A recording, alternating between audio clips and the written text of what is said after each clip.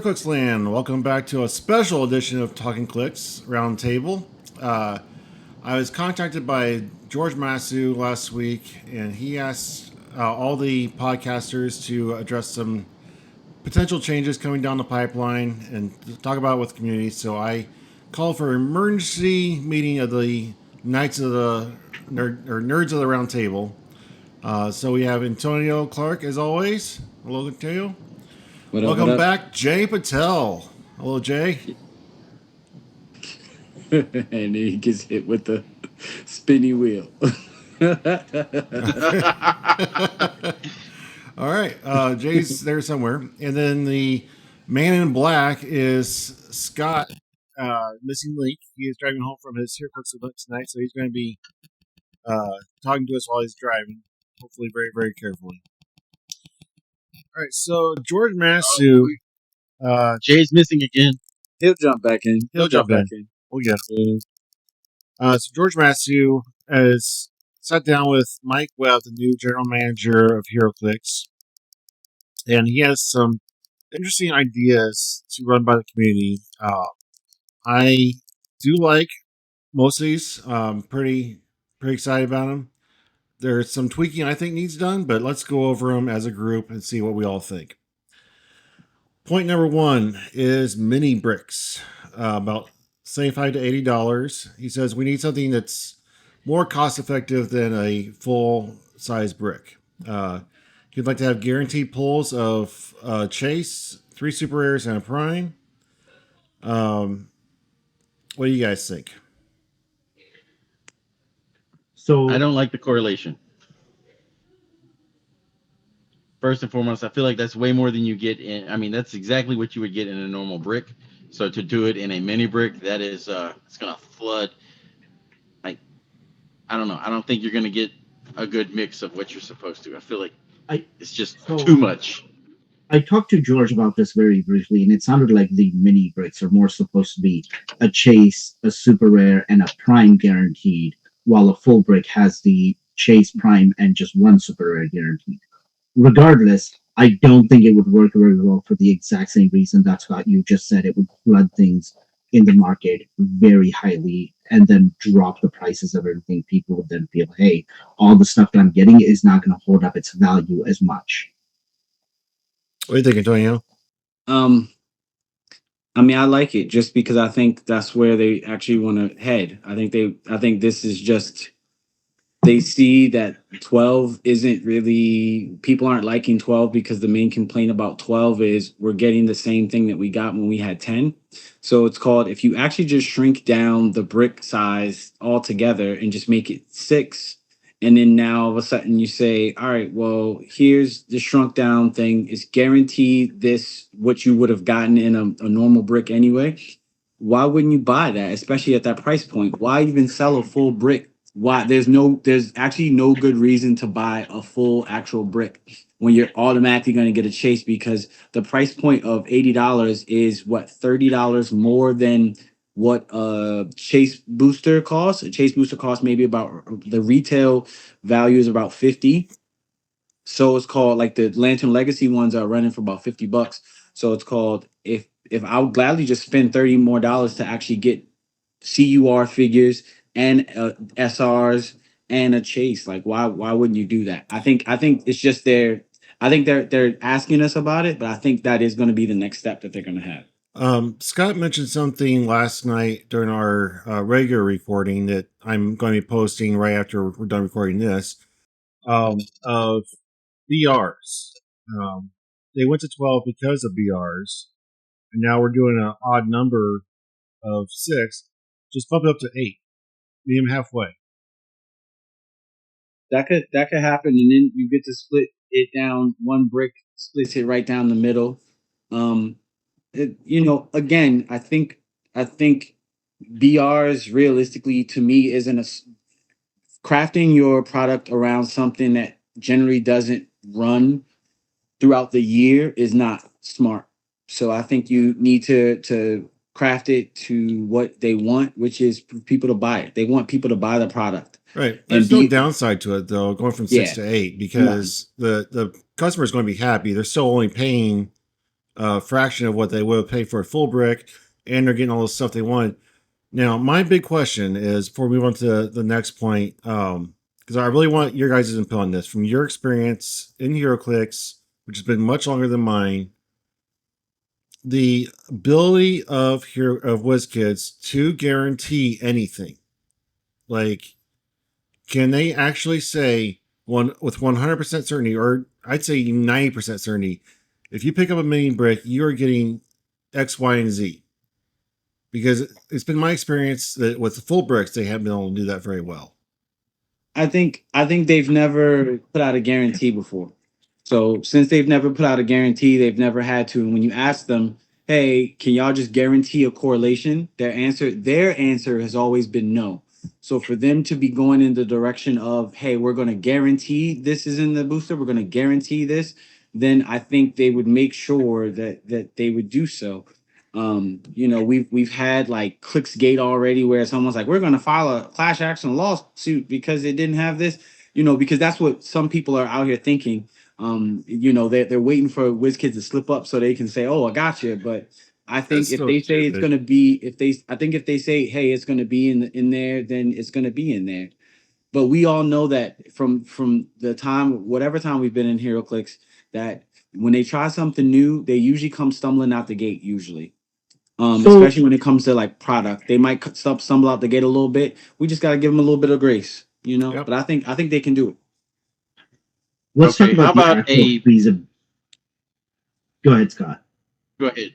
I was going to say, why don't we split it somewhere else and say 4 and do like a battle royal brick to where you're guaranteed a SR, a legacy card, some equipment, some one shots, and just put that as your BR brick, and that will satisfy the BR group that's playing. You could put, I don't know, 6 in a case, and here you go. So one thing that might work really well is similar to what Magic has done, whether it be play boosters and then draft boosters. And Scott, this speaks to the idea that you were just talking about. And I wouldn't go the route of guaranteeing products or guaranteeing certain rarities in there, because again, it's when it gets open, it's always going to be a feel bad moment of, oh, this person got the chase, this person got the SR, and I got the garbage rare in the set. Because let's be real, every set has one, right? So there's that factor. Now, as for viability of guarantees in bricks, when I was designing roll 20 bricks for Rock for a brief period to see how feasible it was to do that, it is super easy to design a brick, or even design boosters that way too, where within X number of bricks open, you will always, or within X number of boosters open, you will always have a guarantee of X, Y, or Z rarities. The problem comes in on the factory side, right? I mean, how many errors do we see across the sets? Yes, Wizkids can always say that, hey, we'd like to guarantee this, but then if the error happens on the factory side, then their heads are on the chopping block for something that's not their fault. That's always been my concern, is anytime you, quote, guarantee anything, you put yourself at risk. Yeah. Something I just thought of today, though, because people have voiced concerns about the decrease of chase value because there'll be more out there. But, and I know Wizkids doesn't care about secondary market. That's just for players. But the lower rarities could go up in value because they'll be pulled less. Because if they're guaranteeing X, Y, and Z of chase prime super rares in half the amount of boosters, there's going to be fewer lower rarities out there. So if you need more time breakers or more generic henchmen or whatever, their value is going to go up. Maybe. Everybody wanted a Kevin. When they said, give me whatever chase you want and you get a Kevin, everybody and their mama lined up to get a Kevin. Okay? Yep. So to me, it's called, if you say, hey man, everyone's gonna get a chase. No one in their right mind in my humble opinion, is going to be like, no, I don't want to chase because guess what? Wes is going to get a chase, and Scott's going to get a chase, and Jay's going to get a chase. Now, yes, there probably is somebody who feels that way, but like you said, Wes, Wizkids doesn't care about the secondary market. Like they don't care that this chase is high and this chase is low. They care about the quota, and they want their quota to be met, and they have some of the biggest IPs in the world, and they just want to get it in the. There's no reason why we talk about this all the time in the Heroclix community. There's no reason why not only comic book fans but tabletop gamers can walk into a shop where people are playing Heroclix and be like, "Well, what's this?" Or say, "Oh, that game's still around." That's what this is for Wizkids. They're trying something drastic to get their game out.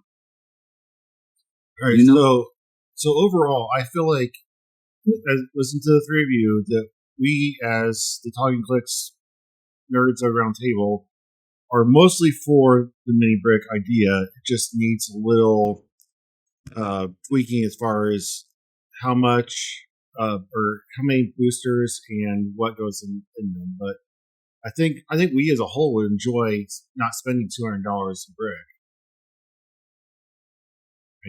I would. I approve that message. What do you think? Are you no, I'm behind that. If the prices of the bricks were lowered a little bit and we went back to 10 or 8, I'd be just pretty happy with it. You on board, Antonio? I mean, again, anything that is going to forward the game and make it better. I don't really care about the size of a brick. If I'm being 1000% honest, if they said bricks are 6 boosters, okay, that's fine. I mean, most people want multiple boosters. If they want multiple bricks anyway.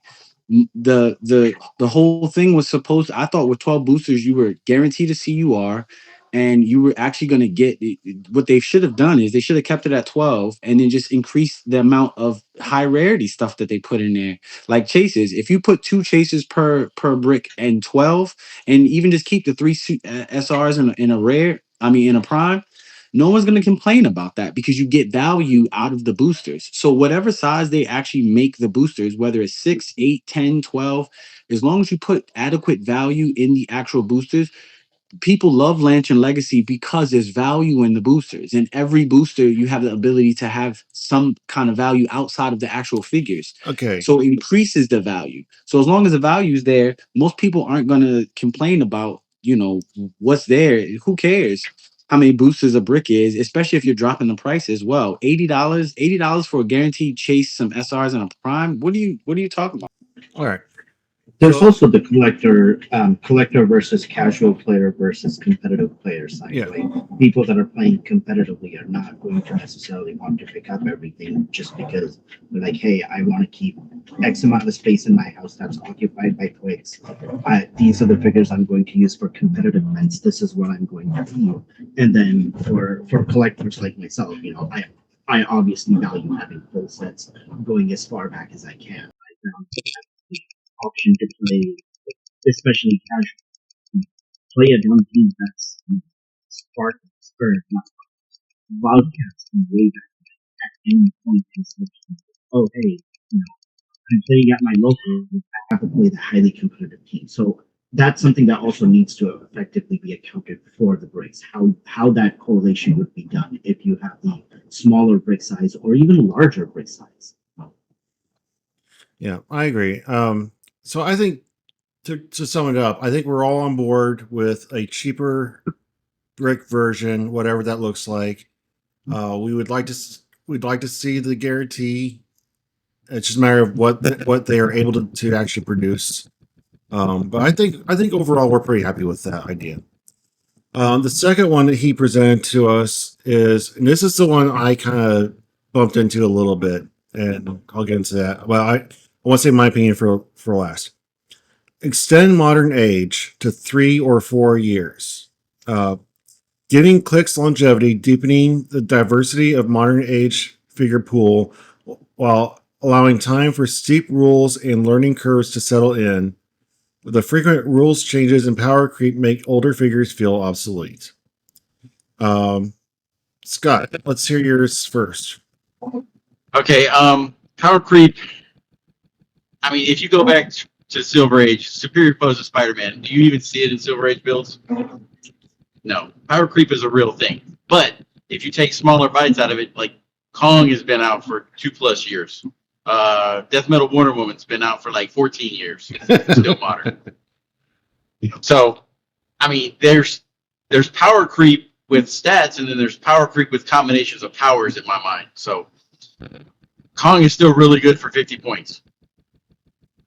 No getting around it. Beetlejuice, even though he got nerfed, he's going to be around for potentially, another year, 2 years for Worlds? At least one. For the rotation, I'm good with 3 years. I like marrying this point with the next point in the game, but I'm good with them adding at least another year to modern rotation. Now, I don't like the fact of seeing another Carnage Silver Surfer or a team of 5 Carnage Silver Surfers for 3 years in modern. I don't like the Prime Colossus in modern. But are you okay for 4 years of Carnage Silver Surfer? Are you prepared for that? I mean, I think it would have to be a feel for the game and see where we're at. I feel like changing it from 2 years to 3 years is going to be a big shift for the players. And then if that was successful, then in a year or two, you change it to 4 years. Okay. But I mean, when we first started playing this game, way back when, we didn't have rotation. We didn't have rotation. Like, we didn't get rotation until they're like, oh, hey, we're in the carded age right now. And we went 2 years before they're like, yeah, we're just going to get rid of everything pre-carded. Yep. And that's when they started rotating shortly after that. I want to hear what Jay's thoughts are. So rotation is always healthy for the game because it's going to diversify what the meta is. I think keeping it at 2 is probably the better idea. While yes, it gives figures of longevity, at the same point as new stuff comes in, it's always going to be better than the older stuff. And let's be real, power creep is necessary in each set if you want it to sell, compared to, let's say, to the point of silver or the Carnage Silver Surfer. If that was still around right now, that's 50 points that most people are going to put on the team compared to most of the stuff. Well, I shouldn't say most, compared to a lot of stuff in modern age, right? It's going to extending the modern age to 3 to 4 years. It's going to make the meta a lot more stable. Okay. I don't think it will be as stale because you're going to have more stuff injecting new life into other figures, like the Black Lanterns from Notorious and the Black Lanterns from the Lantern Legacy. Technically, we had 5-6 weeks of modern age combination with them together. Yeah, but we have that. We have the ability to play that in silver as it is. And if we're only discussing competitive here, then sure. Competitive modern age here, then sure, you're limited. But again, that same point of keeping the meta from being stagnant comes in. Let's say the meta was, or let's say the rotation was 4 years. How many teams would you see that have the Avengers 60th chases still on, at least one of them on the team and a couple of them on the sideline? We would see, let's see, what are some really, really good ones that they're stuck out in the past? Carnage Surfer, Guy Tyrant, yep, Prime Hulk. Yeah, so like all of these things will make the meta more stale by having a longer rotation, because those figures will see play for much longer, keeping other things from getting the limelight that they should. Antonio, where are you at? So this point really realistically only affects 300 point modern, right? The majority of Heroclix players are not 300 point modern competitive players, right? I play at home. When you look at Jay's background, Jay's not playing all of that in 300 modern. You know what I'm saying? Like, there's no ability to do so. He keeps those figures because he loves the game. He loves the figures. He's a completist. He's a collector, right? So, Lantern Legacy was a big thing that Lantern Legacy was talked about, was if you have it legal for this year's Worlds, it only gets one. Not even it doesn't even get maybe even a whole actual rotation like year, because it'll be coming up on his second Worlds next year. So it doesn't even get like 2 full years of actual play in the modern era. So I think 3 years is fine. Based on what Scott and Jay said, the issue is the cream is always going to rise to the top, right?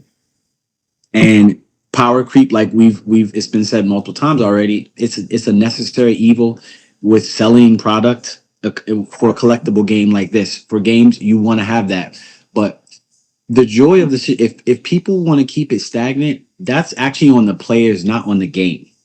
I don't blame Wizkids for a stale meta. I blame lazy players for a stale meta. And that's just up to the players. Now, yes, those 50-point pieces work very well, but there's plenty of things that could hurt all of those things that was all those pieces that were just mentioned. There's plenty of things that can hurt them in the meta right now. Kong being one of them. Kong walks up to a group of people and for 50 points, swipe all of y'all. Carnage Silver Surfer. Remember when Kong first, people stopped playing Carnage Silver Surfer because Kong was out there. If y'all remember that, you know what I'm saying? Because he has shape change, and guess what? Kong has battle fury. So if we let things stay longer, what happens is it's a challenge to Wizkids and it's a challenge to the player base that are almost exclusively playing 300 modern. It's a challenge to Wizkids to make new and inventive combinations that can. We know that Wizkids is going to make a silver bullet eventually. And then by keeping things, it'll make the players have to think outside the box if they actually really want to win. And by having things legal longer, look at Lantern Legacy. We're getting all these lantern stuff, and you know what? Guess what? Black Hand is in the set pretty much by himself. The Black Lantern is in this set by itself. How much cooler would it be if we had a whole nother year of being able to play the Black Lantern chases and these new Black Lantern along with the battery and stuff that we just about to get? It would be much cooler. But as soon as we get this new stuff that will work really well with the stuff that we got Notorious, all that stuff is getting rotated out. So if we kept it another year, yes, no, the majority of people aren't going to be playing it in modern. But I personally think us only concentrating on 300-point modern is how we've backed ourselves into a corner when it comes to design, packaging, and all that type of stuff. Is by only concentrating on the modern. We have to think outside that, is because this game is played in more different ways than just that. All right, so there's a lot to unpack there. I'm going to kind of work backwards. I want to start with what the last thing you just said of this only affects 300 modern. Yeah, this only affects 300 modern. This only affects competitive. So nobody in casual play is going to care about this. This is strictly a competitive rule for competitive players.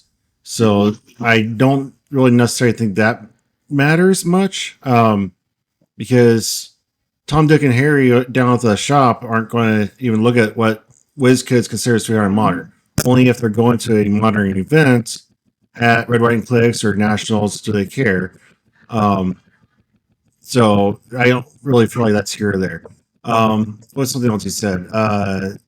So what happens if we keep silver for silver and extend modern for a third year? So that way you're getting the same amount of life out of it, and we're getting rid of that loophole of Silver Age that creates a lot of issues. Silver needs to change that ASAP. That's one of the things that actually that should have been on the docket. That's not. Silver Age needs to be everything that is no longer modern. That's what it needs to be. It needs to be from all the new carded stuff that's not modern. Silver, I think the thing that actually makes Silver unfun to play for me is the fact that it's just modern 2.0. It's actually not Silver Age. It's actually just like, oh, I'm just gonna play all this modern stuff. And like Jay said, and I'm gonna now add in the Masters of Evil or whatever, Carnage Silver Surfer or Sky Tyrant, because that rotated before I could play it with Colossus. Because who wants to play that? You know what I'm saying? And Nobody I get wants why to play people want to, because they want to play the best team possible, and with then just wait power for it to creep being a rotate. thing, the modern stuff is going to be most powerful, and you will get those cool interactions with the older pieces. But guess what? once rotation happens and it goes into silver, you will get those interactions. You'll so get you're not really You'll losing get it. anything. Yeah, it's lazy. Like I said, lazy players. That's what it is. It's lazy players. I get that you want to win, and I get that you want the best of the best of the best. But it's called, like the song says, you can't always get what you want. Yep. What's something else that was okay? So this is an idea I had that I know Scott doesn't necessarily agree, but I think instead of worlds being the cutoff point of 2 worlds, 2 calendar years. And yes, I know that calendar year means something different in Australia and Canada and these places that don't get things as timely as we do. But then they just move the deadline for them. So if they get Land Legacy next February instead of now, they just make their rotation in February in 2 years. I think Wizkids, if Wizkids decides to do that, they need to say when the issue with that is, like you said, for all the players that are around the world. What's up, buddy? For all the players that are around the world that don't get the stuff when we in the US get it, that's going to be too much of a hassle. But I do agree, if they just made it 2 exact years from the time that it actually is officially released by WizKids, I'd be fine with that. All right, so like there's a lot of games that do a rolling rotation that actually works really well for them. Like look at us right now. We're in 4 different parts of the country. We're in 3 different time zones, 4 different time zones. And what happens on midnight of December 31st? Clock strikes midnight here, and then in an hour it strikes at Scott's, and then an hour later it strikes midnight at Jay's, and it's a rolling clock strike. It's a different new year at different points of time, but we each get a full calendar year. I could just see somebody rolling dice like, hold on, man. My team's only legal for another 10 minutes. Hold on. Where's my calendar, man? Hold on. Let me hold on 1 second. That roll no longer counts. That figure is illegal anymore. My clock says you're terrible. Oh, but that makes calendar so much better. Like, I'm gonna wait 30 seconds. Now it's midnight. It's a new day. Midnight. Sorry, man. DQ. That was your last figure that you had. I win now. My bad. Sorry. But seriously though, like the biggest complaint is that Land Legacy is only going to get a 13-month rotation as it stands. They're gonna extend it. Oh yeah, they're not doing that. They're not rolling out. They're not gonna do that to Lantern Legacy. But there's been issues with that. Period in the Agents of Shield, right? It got to see 3 years in Modern, because it was right on that cusp there. What a good set that was, man! I miss those days, but that was a great set. So I definitely think 4 years is too much. I don't want to see anything for 4 years. 4 years is a lot, but 3, I don't think. I think if you keep it 3, then it matches the LEs, and then now all Heroclix product it now has the same. It now has the same stuff. So whether it's a LE or Iconics, whether it's LE, whether it's Iconics, or whether it's just the basic boosters stuff, all of it has that 3-year shelf life. Everything's gone. And this ties back to what I said before about putting themselves in a box. Yeah. As it stands right now, as far as I know, and Scott disagrees with me about this, so Jay and Antonio, you can voice your thoughts on this.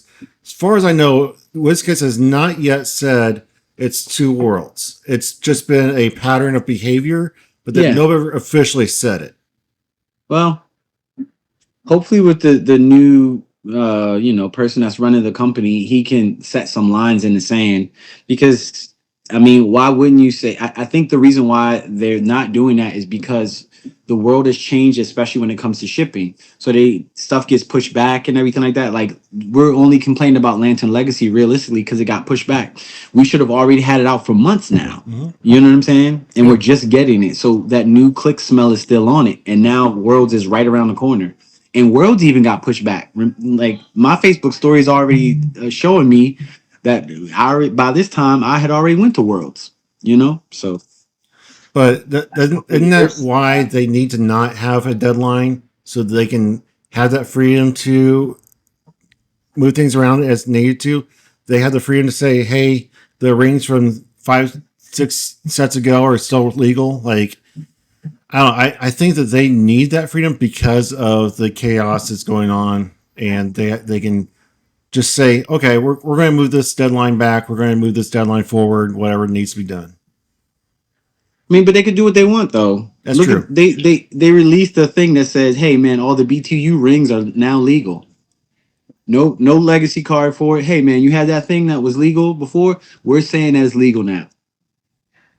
So they can just do what they want. They just have to draw. I think they just need to be concrete with what they actually want to do, and the players are just going to have to roll with it. I mean, that's just literally how stuff goes. Like if they say it's A, then it's A. So Any way they choose it, the world will be on fire. It'll be all right. We'll make it through. where the sky been falling for the last 15 years. I'll tell you that for sure. Man, Scott, I mean- you're not in the dark. You're looking pretty sharp in that button-up collar Hey, shirt. look, I'm sorry, I had a meeting today, and then I went You're and looking dropped some dice. snazzy. I had 4 crit hits in my game, and I still lost.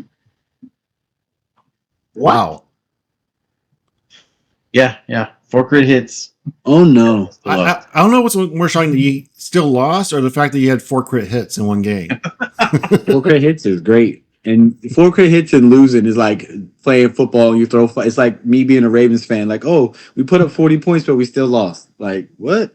Hey, it happens, Joe. It happens. It was a good game. And tonight's premise was we built a team, and you had to swap teams. So I built a Wakanda team, and he had the Black Panther and Storm, so they constantly kept healing.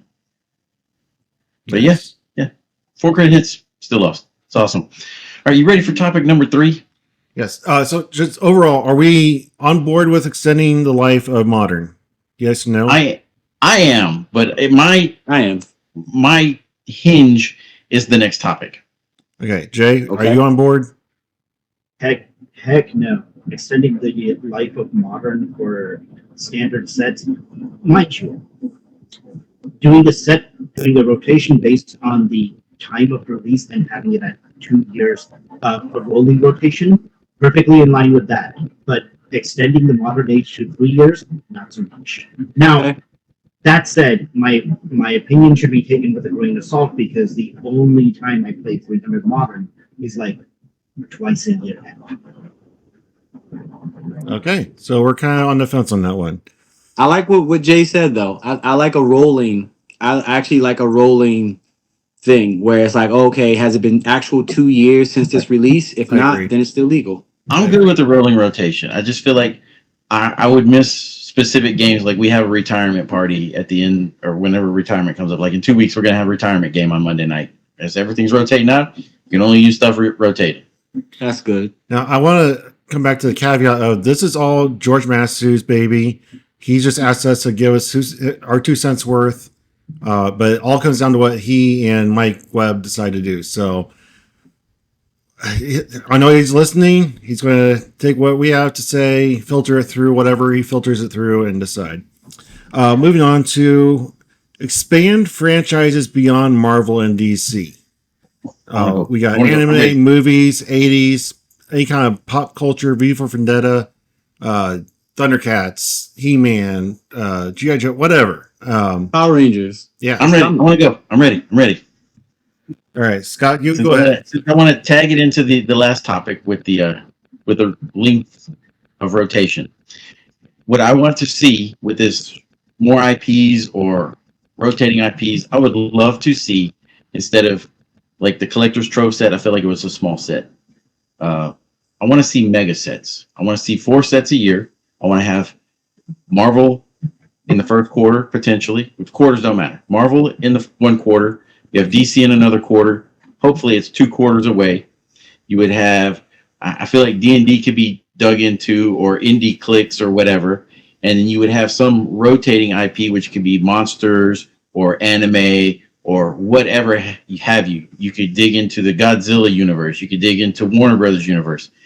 And you would have a set for each quarter, and it would be mega sets. So you'd have 70 to 80 figures where you can actually do a deep dive into the X-Men mythos, or you can do a deep dive into the Green Lantern universe, or Hanna-Barbera, whatever. You can go deep and dig out some figures that we haven't seen yet. And you're only going to get 1 Marvel set a year. So you're not going to have 14 Captain Americas come out in 3 sets. You're only going to get one DC set, and hopefully they're digging deep into it, so you're not going to have 5 Batmans in a set. And you would create to where you know that, okay, this quarter we have this set coming out. We have this universe or this IP coming out. And since you're only going to get one Marvel set a year, you're not going to get inundated with 15 sets of Avengers or 3 sets of X-Men. What are we getting right now? Is it 6 sets a year? It's 5, around 5, I think. Four sets. It feels like I'm constantly buying something, but I mean, it's been a hot minute between We're like every 2-3 months. Legacy. So we're There's like a lot of we're like every 2-3 months a set drops. Like if the way it's supposed to be scheduled, it's supposed to be every 3 months. So each quarter we're supposed to be getting a full set with iconics sprinkled in between. Yeah, I'm cool with the iconic sprinkling in. yeah, But I feel like if you do a deep dive into it, like we get Fantastic Four, once every 7 years? 7 to 14 years for Fantastic Four? I mean, You get 2 back to back. wasn't. But see, that wasn't the issue. The only thing about that, Scott, is it's all licensing stuff. right. Yeah. Well, I mean, I That's understand. I'm just saying that That's if we did, they wouldn't have to focus on the licensing so much if they did it every quarter, every year, where they're doing like, okay, we want to focus on Fantastic Four. We can pack it in to try and get that Fantastic Four license and say we're going to let the Avengers slip because we're not having to use the Avengers so much. We're using Fantastic Four and digging into that universe or that story arc where you would get richer versions of characters more inclined with a certain specific arc or certain specific timeline. And if you did it to where it's like Marvel one quarter and then D&D another quarter and then Invincible another quarter or Spawn or whatever, and then the last quarter would be DC potentially. So what you're saying is you would be in favor of extending the life of modern because we'd have more to get a full Marvel team. You would need to pull from Marvel from last year, Marvel from this year, and Marvel from next year to. You would have the ability to layer them together as such for like major crossover events, but you wouldn't have Wolverine in every set. You wouldn't have a Batman technically in Captain every America. set. You would have the ability to say that this thing has more life in it, and you can stack onto the stuff. That's the only reason that's never gonna that's unfortunately never gonna happen. I would support that, Scott. It's unfortunately never gonna happen because every set is somebody's first set, and they want those high profile figures to be in those boosters, regardless of how many we actually have. They want somebody's first set to have their favorite figures show up. They want the Batman, they want the Superman, they want the Cap, they want the Spidey. Right, but what he's saying is there won't be as many because there won't be as many Marvel sets. I hear you, but that's what we as the players have to understand is Wizkids isn't a big company and they're owned by a bigger company. That the reality of the situation is that bigger company is trying to decide if this company should still be a company. Remember, Topps once owned Wizkids and got rid of it because they didn't see the they didn't care. Right. So we don't. So that's why they're pumping out all this product because they need NECA to be like, hey, NECA, keep giving us the money so that we can keep using these IPs and stuff like that. Again, I would love what Scott is proposing. I would love it. I would absolutely love it. But making 4 sets a year and only making one Marvel set, I don't think that we'll ever get to that. Unfortunately, I don't think we'll ever get to that. But I honestly don't think that we're gonna get full sets of different IPs. I think Iconics we're gonna get Power Rangers as an Iconics, just like we're getting Thundercats as an Iconics. Thundercats easily could have been a mega set. 1000%. Everyone who's watched Thundercats knows you can make a full list of characters. They don't even have Wily Kit and Wily Cat in there that like as actual figures. They don't have all of Mum-Ra's minions, his 4 top minions as figures. We don't have Snarf. We could have. There's no Snarf. There's no Sword of Omens. There's no whip. There's no nunchucks. There's no bow staff. Like, and where's the vehicle? There's no Thunder Tank that we know of. Now they could make a Thunder Tank, and they should make a Thunder Tank as a con exclusive, but they're not putting it out in a set. So I don't think we're gonna see any IPs as much as so. Like my favorite anime is My Hero Academia, which is X-Men but anime. They could make a full mega set like Scott just said. I don't think they will. What's smarter for them to do is say, hey, you like My Hero Academia? You know what I'm gonna do? I'm gonna make it so you get 8 figures. Buy that, and then guess what? You bought that. Let's make 8 more figures. Because guess what? They could have made Beetlejuice and the Sandworm come together. Could they have not? They could have made that in one box. But no, they said, guess what? Buy Beetlejuice first. And then you can buy the Sandworm, which I can guarantee that the Sandworm and Beetlejuice were probably made at the same time. What do you think, The, Jay? the other side of it is the purists of the game. How many people do you know in your community, or if you've attended Worlds, or any other state events? How many people have said that they wouldn't play with figures that aren't superhero IPs? I know I have 3 people at my venue that are like that. They refuse to play Beetlejuice. They're disappointed that there's Power Rangers Clix.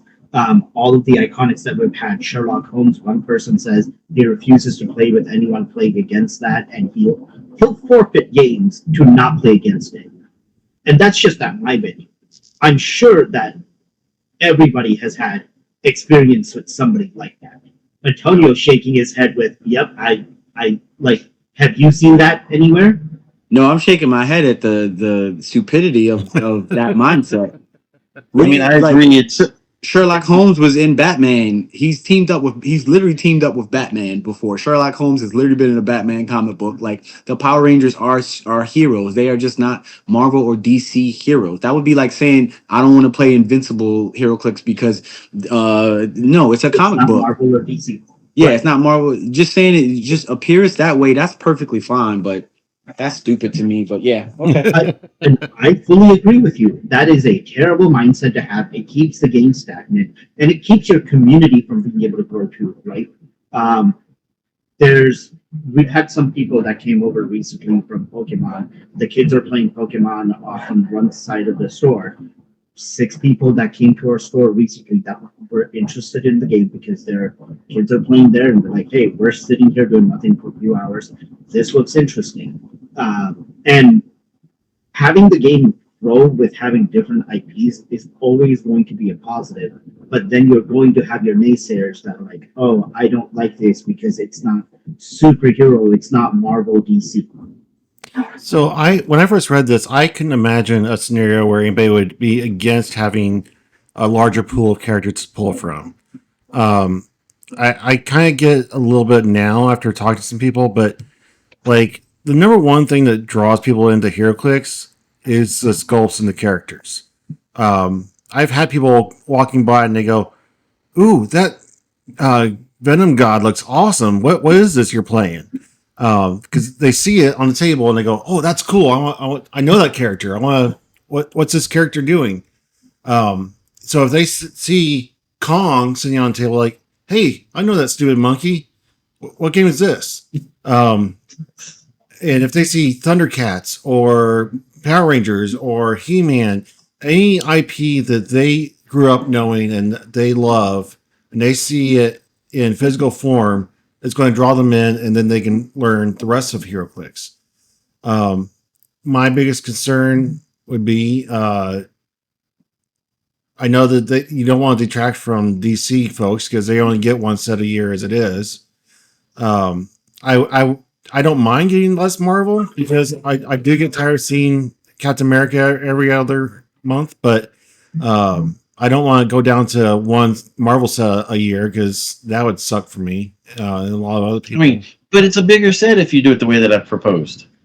You're also not spending as much money if you're doing it the way Scott proposed. I mean, in a sense, but if you're getting smaller bricks, then you're gonna spend. My biggest thing when I read through all these questions he's asked us is Wizkids willing and able to do these things? Can they guarantee the correlation? Can they do this? Can they do full sets of Thundercats?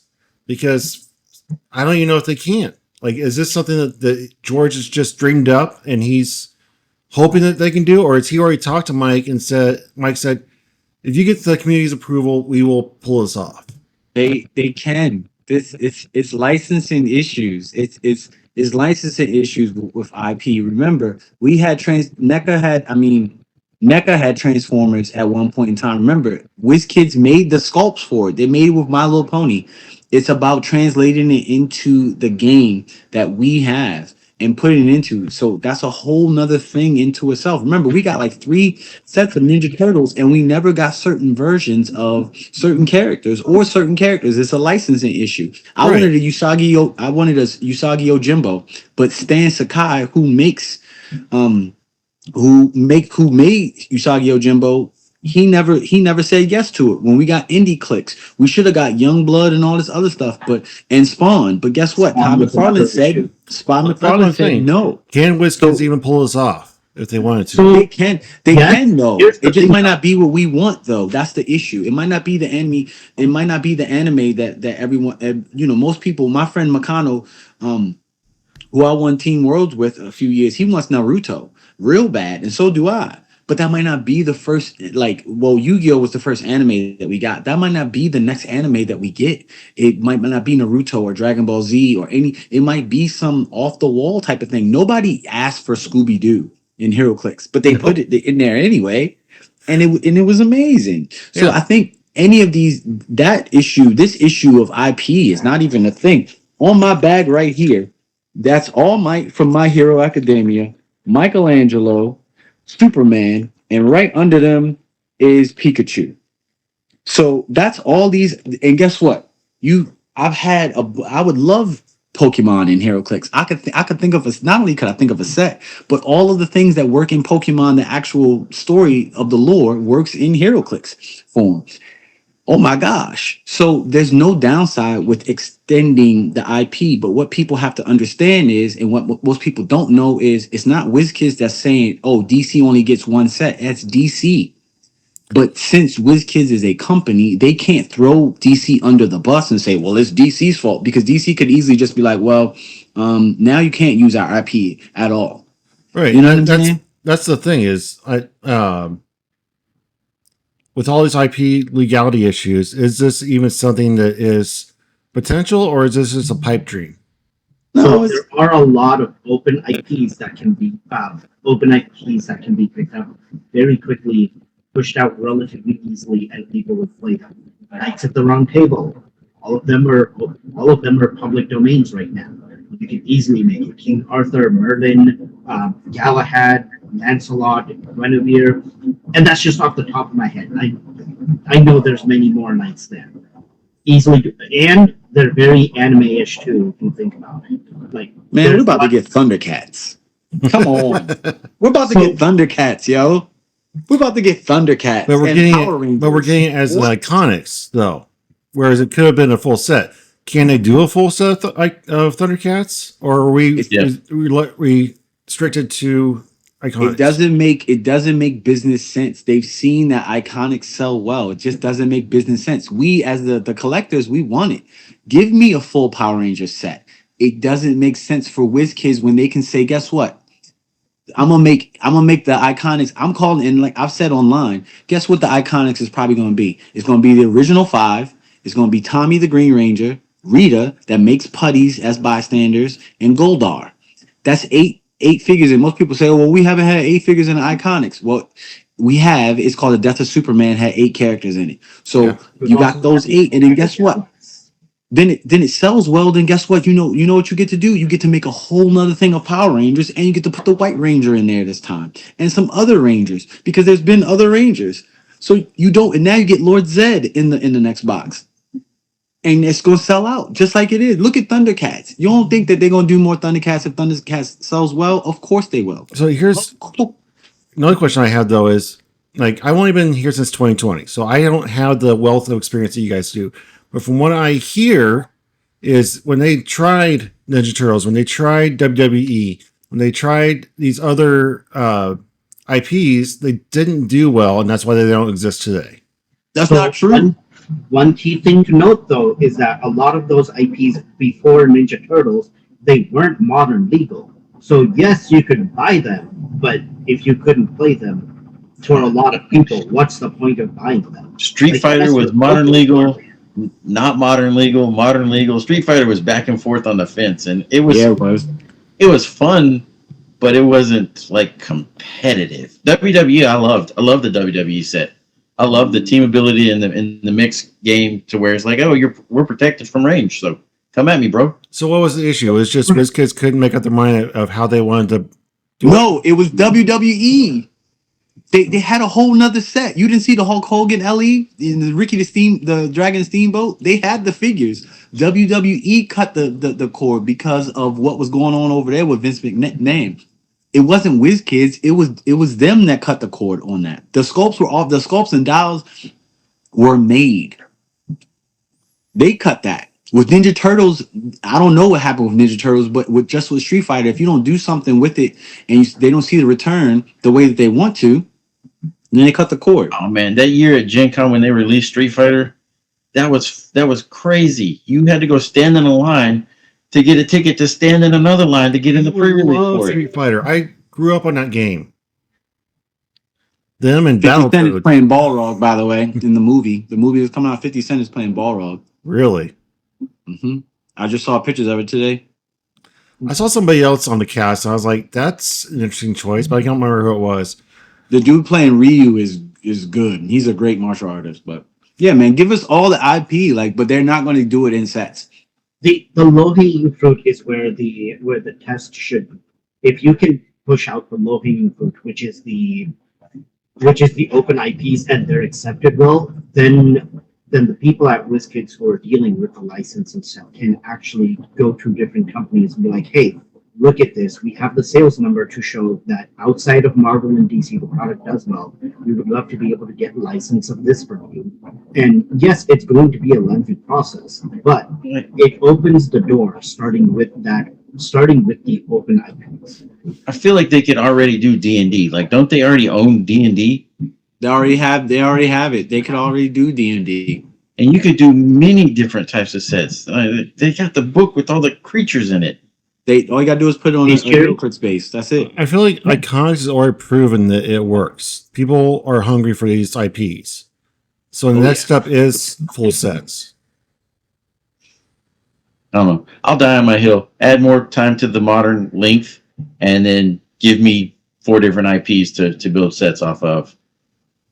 All right, so I think we're all on board. It's just another matter of if they can and what they can do. All right. The next one was increasing WizKids support locally. He suggested Saturday morning Clix, family and friends, scheduled events, attracting newer, younger players, maybe fathers and sons, siblings. Pricing would be a minimum chase figure, 2 booster buy-in, regular scheduled leagues, downloadable, printable advertising for stores, overarching thematic leagues, seasons lasting 3 to 4 months, thematic rewards. Okay. We already had a bunch of this stuff that we had the summer IPs or the summer OP events, the story arcs.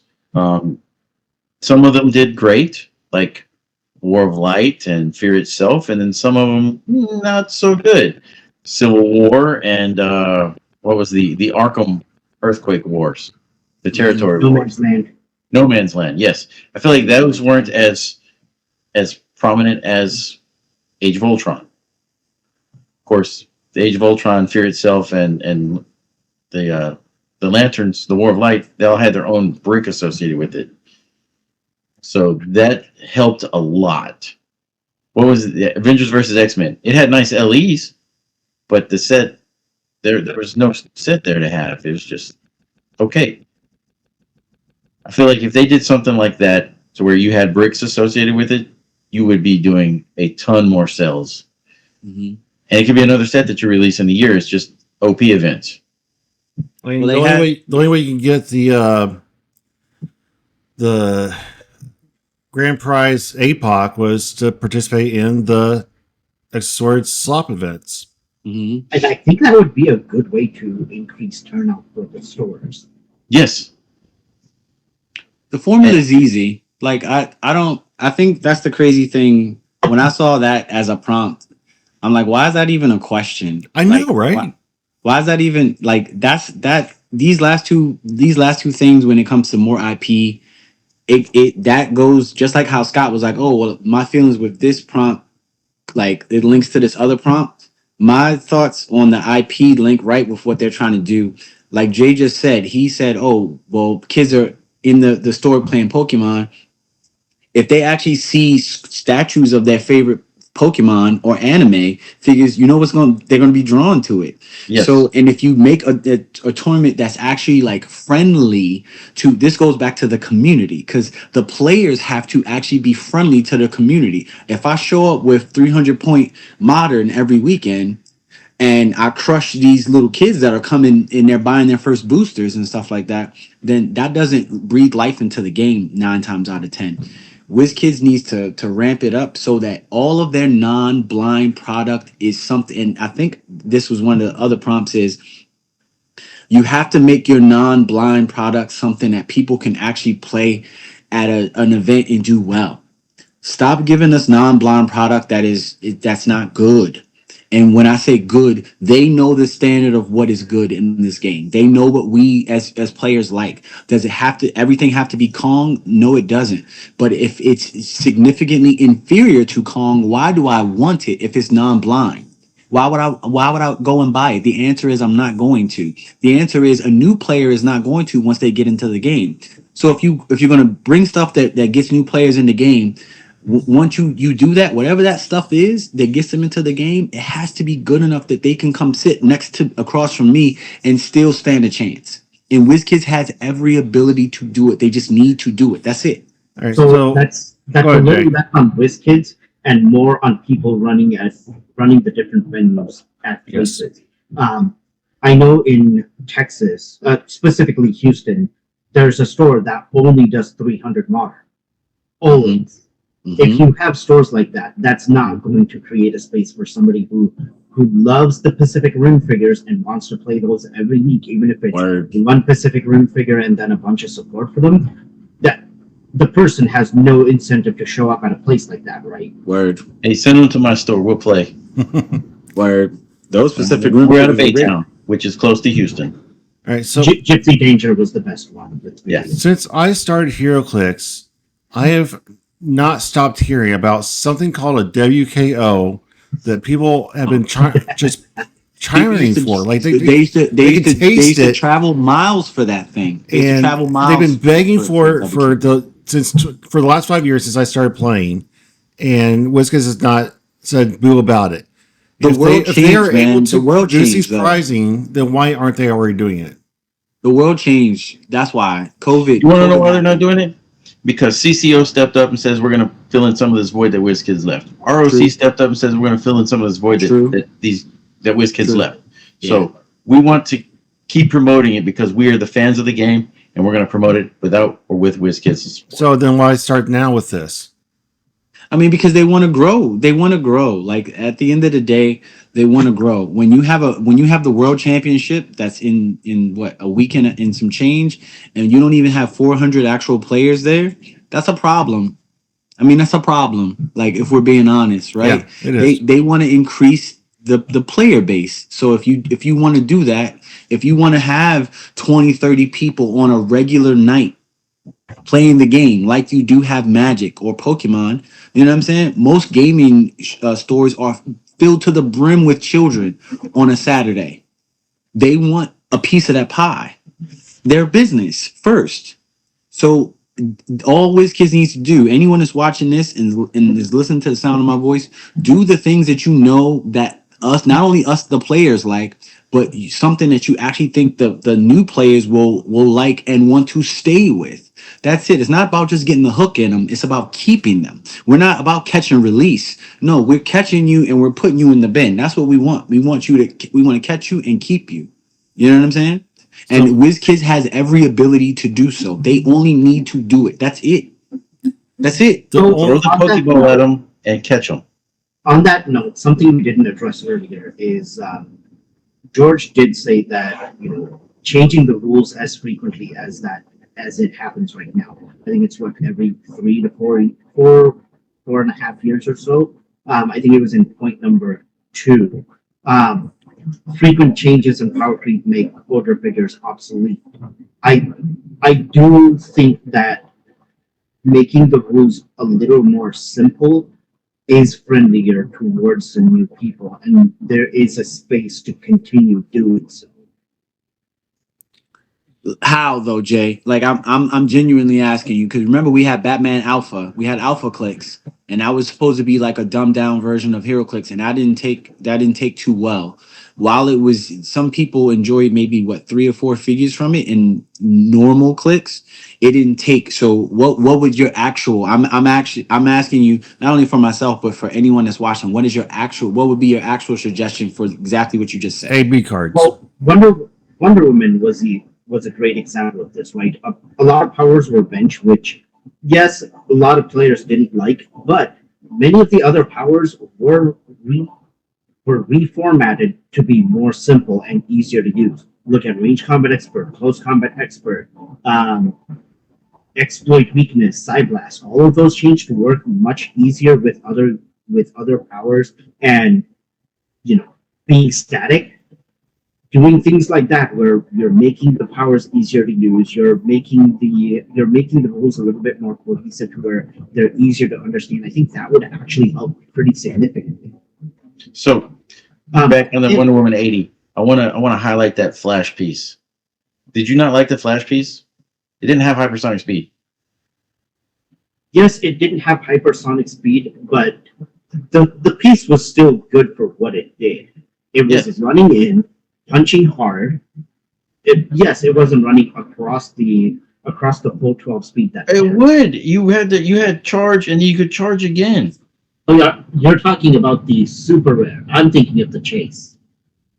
So yes, Yeah, Blue Lantern Flash. that Yeah, could Blue Lantern could Flash. emulate a hypersonic speed in a way with the double charge. Even with the power bench, they still made it work to where it was viable. Right. So Jay, do you think the rules are complicated now? I think it's not that the rules are complicated. I think the rules aren't perfectly clear as they should be. So you could look at the rules for Magic the Gathering. You have CR 705XX, right?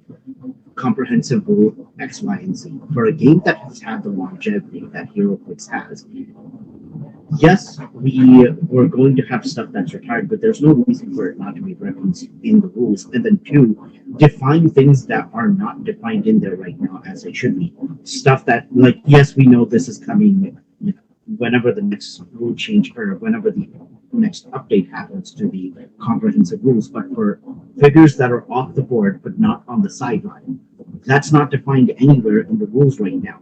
Before that gets released, the rules should be updated to show how that works. I agree. There's, this was a question brought up to me regarding the logo and Umbrise. Depending on how you interpret it, which yes, it is a little bit of an open interpretation, but because it's not concrete, it can be interpreted like this. It is feasible for both of them to be brought onto the board with the open interpretation. Mogo can choose a square that he's targeting through, TK himself, and place within 4 squares and go, oh, cool, he's now on the map. Yes, we know it doesn't work that way, but somebody new coming into the game who doesn't have that understanding of, everything in the rules because it's not defined there, could actually interpret it that way. Are they right? No. But is there something in the rules right now that prevents that? So no. No, Jay. Having concrete definitions and having actually just that in itself would help quite a bit. Oh, for sure. Borders are referenced quite a few times in the rules. There's no definition of what a border is. And my favorite person to talk about this is Adam Friedman, because with his knowledge of legal speak and the rules, he'll bring up stuff to you all the time like, hey, what do you think of this? And I'm like, oh, God. I know as somebody who's judging at these events, I should have a very clear-cut thing, but because of how you phrase this, I don't have a legit answer for you sometimes of why it shouldn't work like that. Besides, oh, I know it doesn't work like that, and that's it. That goes back to Wizkids, though. That goes back to. I agree with everything you just said, Jay. Like that. That goes back to Wizkids. Wizkids is the people that make the rules and make the figures and make the powers and they okay the power combinations. That's something that they need to tighten up with. That I agree with you. It should be concrete. Like this means this, and you should be designing figures around the fact that a sideline figure does this, this, and this, and there is no wiggle room for stuff. But So- every 2-3 years, we come out with a figure that now makes people have to rethink a rule altogether, and now you need an errata and stuff like that. That's up to WizKids to nip that in the butt. Part of the problem is because we are all relatively intelligent nerds. Sky is more smarter than all of us, but I'm not. as Ryan Redmond says, this is why we can't have nice things. No matter what, no matter how tightly they bench in the rules and box them in and make sure the English exactly right, some nerd out there is going to find a loophole that says, well, it doesn't actually say this because of this word. Like, I can't imagine trying to word everything exactly right so that nobody can find a loophole like that.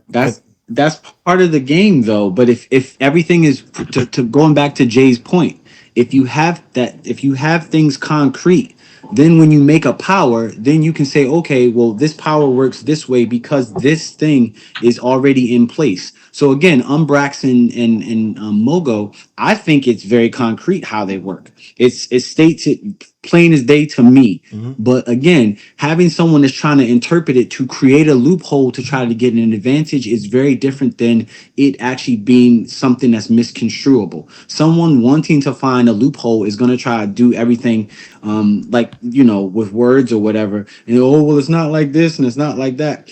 Those people, I have words I'm not going to say on your podcast for, but it's WizKids is, if there are people, I have somebody just like what Jay said that will ask all these questions about interactions and stuff like that I wasn't even thinking of. But if WizKids doesn't have the concrete stuff in there, then it gives life to those type of things. So again, that rolls back to WizKids needs to stop making powers and abilities that then will come up with the confusion and erratas and stuff like that that's needed. That's up to them. It's not up to us as players. It's up to them as the company. So I want to circle back to something that Jay said a minute ago about having easier, with a lack of a better word, dumbed down, simpler figures. I really like what they did with starter sets for a while of having an A card and a B card. The A card is just the basic powers, whatever, and the B card has the special traits that we want to use. I think they could do that more with the regular sets. All the CUR have an A card and a B card. The point values all the same. They don't have to do anything with the figure. They just print an extra card. That's all. I don't think it's necessarily the figures that need to be dumbed down. I think it's more a matter of needing the rules to be more concrete. And then on the other side of that, having figures that make sense with the rules. So we've got completely off the topic of what we're talking about, and we're talking about promoting events. Like, Yes. where's my Starro event, or where's my Galactus event? Well, first of all, they 100% need to have something. If they don't mail posters or advertising materials, they need to at least send printing materials that stores can print out and put on their window. Because when you pull up to your local game store or comic book store, the windows are littered with promos for everything in the store, and there's nothing for Heroclix. That's back of the maps. They only did it on a few sets, but the back of the maps used to have the sets. What was in the set? Yeah, there for a minute, I tried to download the set list and take it to Kinko's, and for whatever reason, it wasn't in a compatible format that I could print it out. But I tried to do that, and Kinko's won't print it because it's copyrighted, or at least they used to not print it. So yeah, I definitely think we need something like that.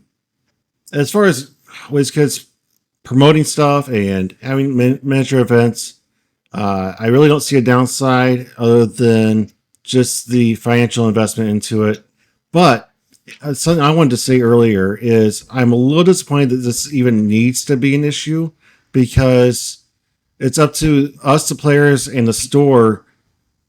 We could already be doing this. I do it all the time.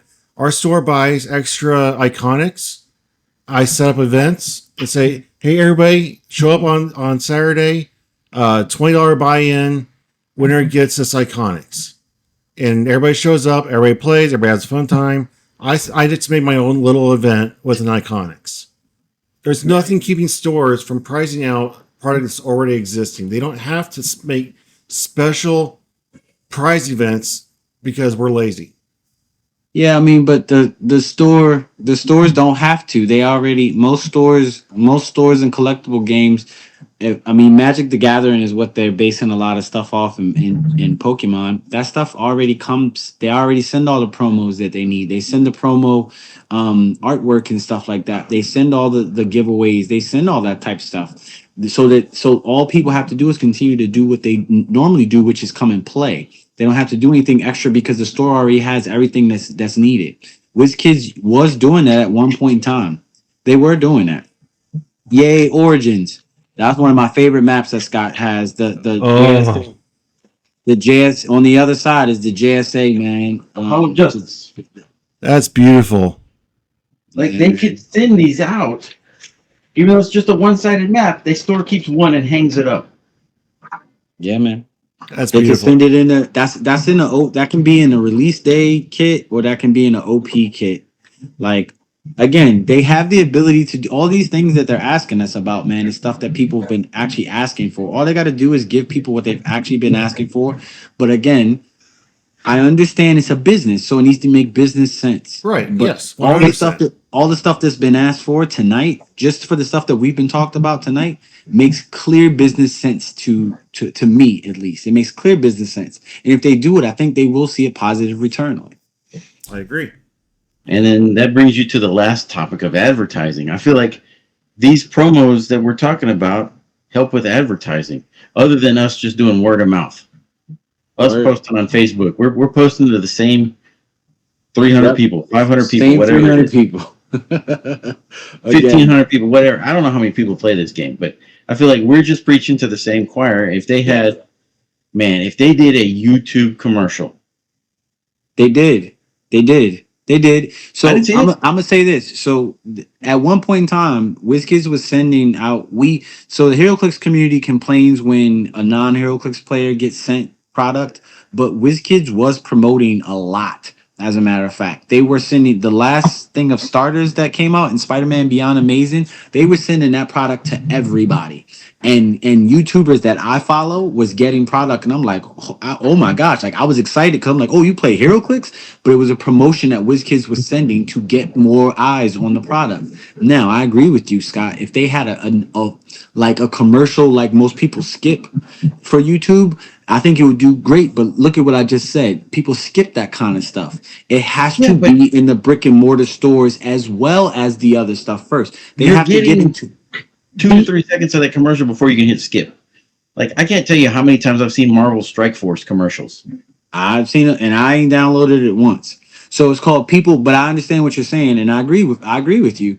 We've been asking for that for years. So WizKids can do it. They can do it. They have it. They again in on Facebook right now, when I'm scrolling through, I'll see a WizKids thing pop up. You know what I'm saying? Like I'll see like an advertisement for it. So they're trying. I like what I said before. This is a small company. We think some people might think it's big because they have Marvel and DC IP, but it's a lot of people who have Marvel and DC IP and that make games out of it. It's not just WizKids. It's a ton of people that use Marvel and DC IP. The issue is they have to hunker down and they don't want to be striking out because it's costing them money. So I think as a collective, what they just need to again reach out like they're doing. I'm glad that they talked to George or that George is talking to them and stuff like that. So, and all they got to do is implement the stuff that they know has worked in the past. Don't try anything kooky. Don't try anything crazy. Try the things that they know work. If they do that, I think they'll get a good return off of that. Like, I don't think it's a hard thing at all what they need to do. I think it's very easy. So easy is subjective. I don't think you have the manpower to be able to pull that off. as you just said, the company is very small. I don't know how many actual employees there are versus contractors, but you can only do so much with the manpower that you have. And Hey, Jake, can you speak up a little bit? I can barely hear you. can you hear me now? Yeah. Okay. I think easy is very subjective, and it's well, yes, we can say these are all good things to have. These will all be really nice. It can bring in more people. Ultimately, with the amount of manpower that Wizkids has available to them, they can only do so much. Ryan has been doing great in his role. He's done so much to get Adepticon up. He got stuff moving to get Wizkids at Origins again. But there's only still so much that he can do. He's only got so many hours in his day. With the size of the company, yes, all of these things would be nice to have, but I don't think they're feasible in the short run. Maybe if the sales number reflected to where they can actually put more money towards it, yes, but that's a decision that Mecca would have to make on behalf of WizKids to go, oh, hey, we see you're doing well enough with this, we'll give you the funds to be able to market the game even more. So there's something you just said. Go ahead. Aside from the pushing out the ads via YouTube, Facebook, whatever the case may be, you also need to have somebody that actually is going to create those ads, especially in a video format. They have You're it. going to need who? Crowdsourcing from the people that play the game already. Like, how many videos have you laughed at that Colors made? A lot. Yes. So we Okay. already have it. It's just we need some more push into different algorithms. So I want to circle back to something that Jason said a second ago. There is a reason that companies, when you buy their product, and they give you a little survey that says, "How'd you hear about us? Was it through this billboard on the highway? Is it through Facebook? Is it through word of mouth? Is it through the magazines? Is it television?" And they take that information and they go, "Okay, we're getting more traffic from the billboard on 32nd Street than we are from 52nd Street. So we're going to take that billboard down and focus on that one billboard. And we're not getting any traffic from this TV station, so we're not going to put any more into that." They need to find out where the traffic's coming from and put the money into that. The other piece of it is also making sure the product is available to people. How many stores carry Heroclix products that you know? On the shelf, I mean, sometimes, Local gaming stores, right? But outside of that, yeah. Target used to have it. They don't anymore. That's an avenue that's gone. Yes. How many different iconics have been released that people would actually pick up? Sherlock Holmes is one. Kong is one. Even if it's not playing the game, just buying the figure because you think it looks cool, that's still an avenue of sales that's gone. That goes with the supply and demand, though. And if you have more advertisement, you'll have more demand, which means you need more supply. So something that both you gentlemen said a minute ago talked about the players doing the advertising. I 100% agree with Scott. We have the ability. We have the technology. We can build a $5 million man if we wanted to. But something that Lucas Tom Van Holland said on his show was his time is precious. How much time is he willing to invest into a game out of his free time? How much of his own resources is he going to invest? I point to Red, White, and Clix because it's a perfect example of it didn't exist before September of last year. And by November, I had 80 people in the venue over a 2-day weekend. And I made an extremely successful event that people are looking forward to this year. I did that in 2 months with zero resources, zero background in marketing. I just did it. And I did with, like you said, no experience, no resources.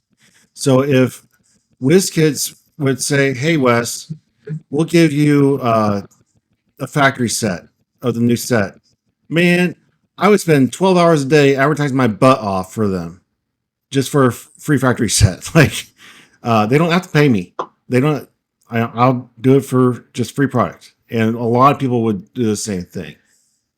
We are in this game. We're doing these podcasts. We're listening to countless hours of podcasts and YouTubes because we love this game and we want to stay alive. And I'm not the only person that would work for free products. So they don't need to necessarily dip into their pockets that much to say, hey, will you get on the internet and make some videos and advertise for us? And the other part of that too is when I said, where's your marketing going? We're all nerds playing the same games in the same building. So we need to find a way to market to the MTG players, maybe give them some kind of free product or something. Say, hey, if you like that, you'll like this. The Warhammer people. That's what they're trying to do with the price point, though. They're trying to make the price point something that seems like you're able to come in, you're able to get in on a good space, get a lot of value out of this investment that you're making. Because realistically, buying 2 random boosters off of the shelf is not a good investment into this game, and that is pricey. It just is. And buying a brick that's a guaranteed, that a chase isn't guaranteed in it, is a bad deal for the average player that's been playing it for 20 some years. The average person's like, there's no chase guaranteed, so I don't know if I'm gonna get my value out of this brick. So all they have to do is they're trying to, that's being implemented, or what's being proposed to be implemented. Lower your price, promote, bring in more IPs that people know, and you will see the return. Scott, do you need to put Max to bed? Yeah, I'm gonna go ahead and bounce out of here, guys. I got a final thought. Love one another. All right. 1,000%. Thanks for joining us, Scott.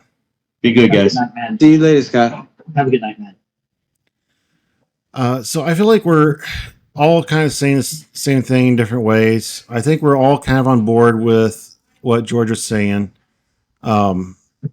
Again, just needs a little tweaking, little things here and there. I think no matter what they do, I think that we as a community will get behind it. Every time a significant change has happened in the game, just in the 5 years I've been playing, the sky is falling until it's not.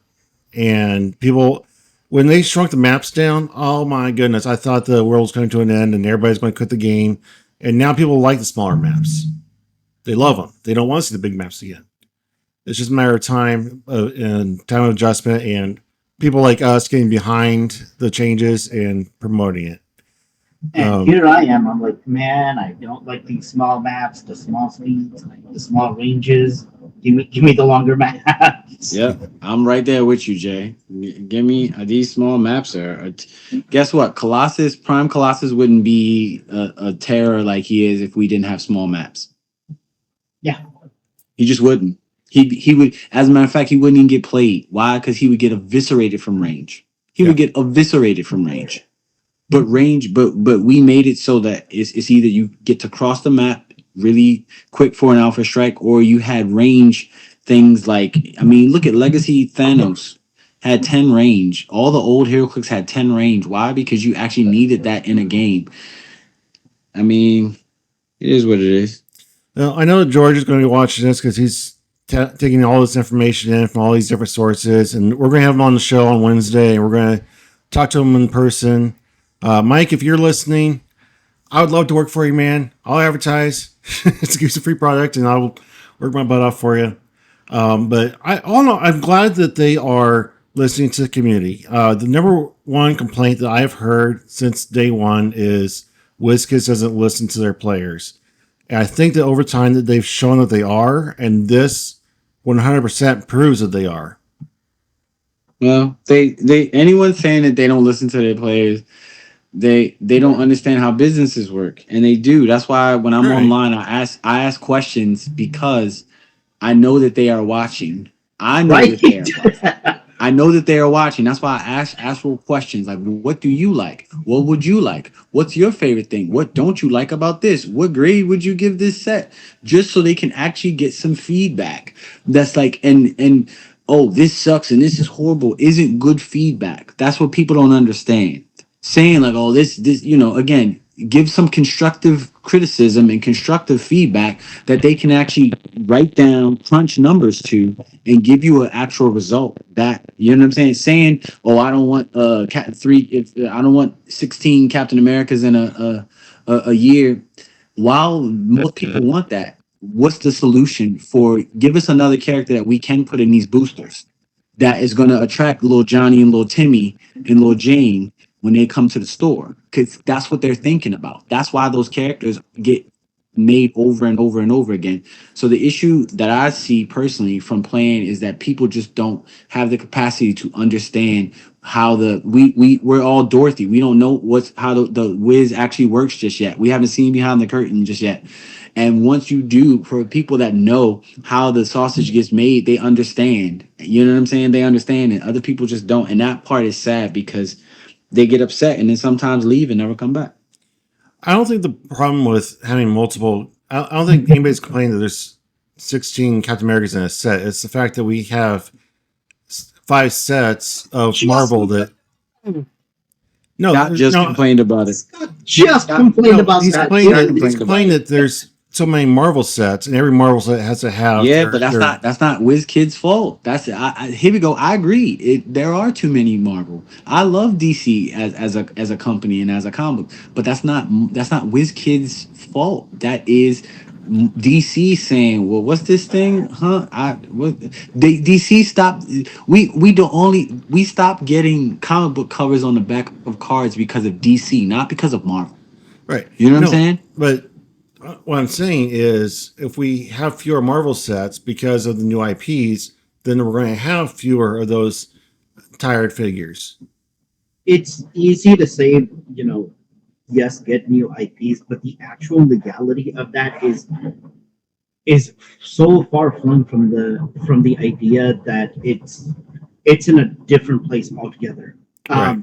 From having worked in that sector very briefly before, it takes at least 2 years to 2.5 years in order to get a license and then go, okay, we're going to create the product, we're going to play test it, we're going to send this off to the factory for it to be created, X amount of time for marketing, which, yes, it can or cannot be there depending on the game. And then actually having it be shipped out to the different warehouses, from the different warehouses to the different store. Like, it's a nice pipe dream. It's not an actual reality that can manifest as easily as the pipe dream can. Right. 100%.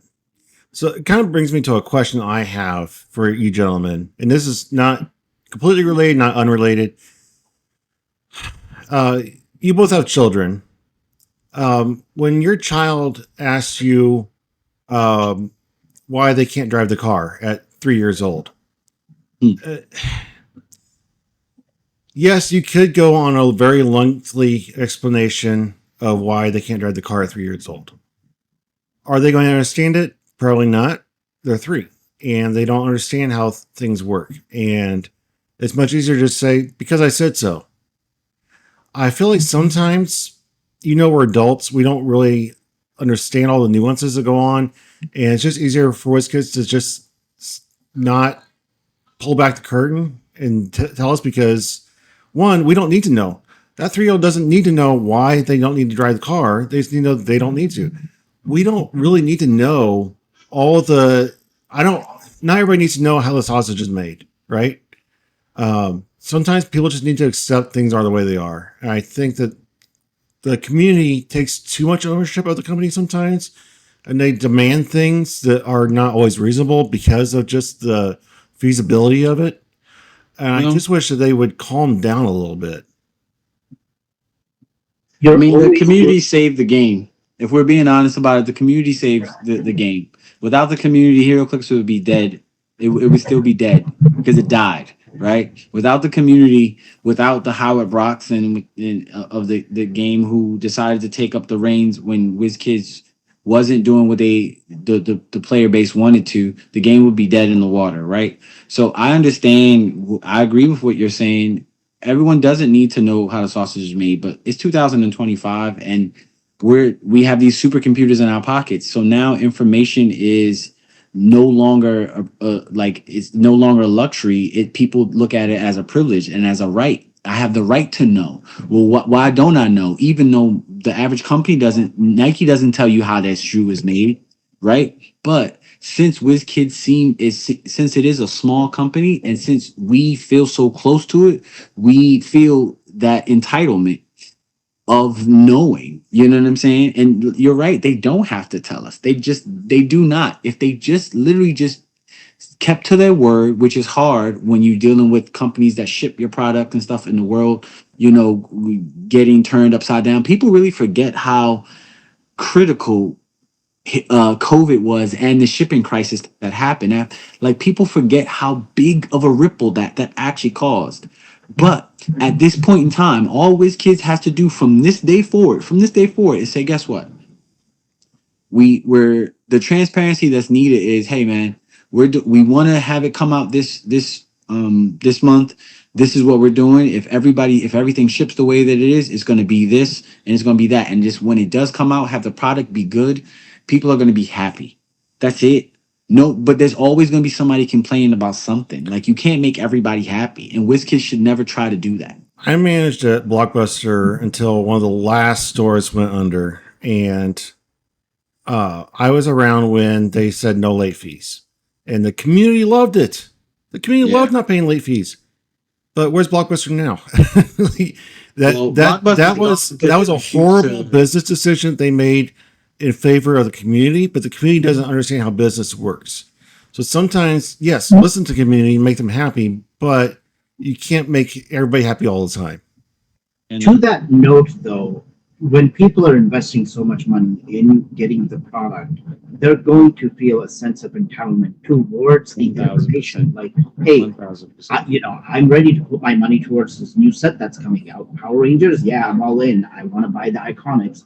Why don't I have more information on when the actual release is? You said, hey, here's a little slide of Power Rangers plus Heroclix. Great.